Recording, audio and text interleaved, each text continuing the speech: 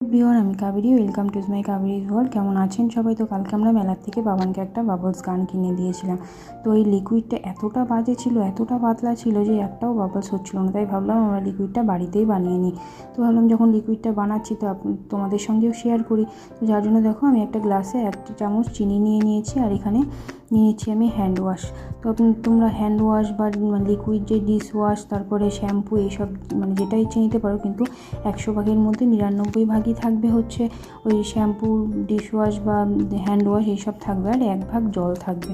তো আমরা এই সব কিছুকে চিনি, হ্যান্ড ওয়াশ, তারপরে জল, সবগুলোকে একসাথে ভালো করে মিশিয়ে নিচ্ছি। ভালো করে মিশিয়ে নেব যাতে চিনিটা এর মধ্যে ভালো করে গলে যায়।